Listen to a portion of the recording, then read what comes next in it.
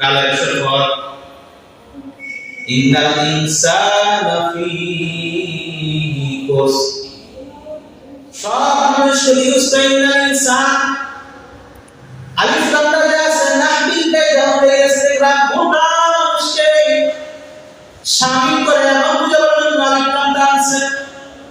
তাহলে ওয়াল আসর সব মানুষ ক্ষতিগ্রস্ত হবে শপথ করে আল্লাহ রাব্বুল আলামিন বলেন। প্রশ্ন আসতে পারে তাফসীরে কিতাবের মধ্যে প্রশ্ন আসছে সব মানুষ যদি ক্ষতিগ্রস্ত হয়ে যায়, সব মানুষ যদি ক্ষতিগ্রস্ত সীমানায় থাকে, তাহলে জান্নাত কার জন্য, ভালো কাজের প্রতিদান কার জন্য? তাহলে আল্লাহ রাব্বুল আলামিন জান্নাত কার জন্য তৈরি করেছেন, জান্নাতের নিয়ামত কার জন্য তৈরি করেছেন? কোরআনে কারীমের মধ্যে জান্নাতের সুসংবাদ দিয়েছেন, সেই সুসংবাদ কার জন্য? সব যদি ক্ষতিগ্রস্ত হয়ে যায় তাহলে সকলেই তো জাহান্নামে যাবে। আল্লাহ রাব্বুল আলামিন এটার পার্থক্য করতেছেন, ইসতিসনার মাধ্যমে পার্থক্য করে বলেন ইন্নাল্লাযীনা আমানু ওয়া আমিলুস সালিহাতি ওয়া তাওয়াসাউ বিল হাক্কি ওয়া তাওয়াসাউ বিস সাবর। আল্লাহ রাব্বুল আলামিন বলেন মানুষ ক্ষতিগ্রস্ত না, যে মানুষ ঈমান এনেছে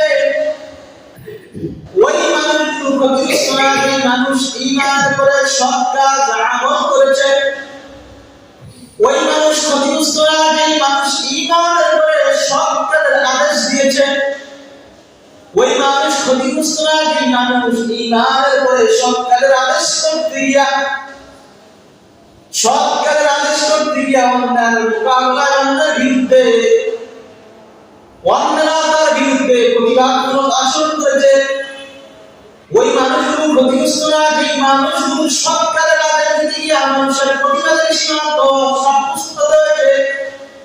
তাহলে আল্লাহ রাব্বুল আলামিন কোরআনে কারীমের মধ্যে সব মানুষকে ধ্বংসের সীমানায় পৌঁছায় দিয়ে চারটা মানুষকে, চার গুণ মনোনীত বৈশিষ্ট্য মণ্ডিত মানুষকে ক্ষতিগ্রস্তের সীমানা থেকে বের করে জান্নাতের মানুষ সীমাবদ্ধ করে দিয়েছেন, জান্নাতি মানুষ হিসেবে গণনা করে দিয়েছেন। সেই মানুষ এক নাম্বার মানুষ যারা ঈমানদার। এবার বলেন আমরা ঈমান আনছি কিনা?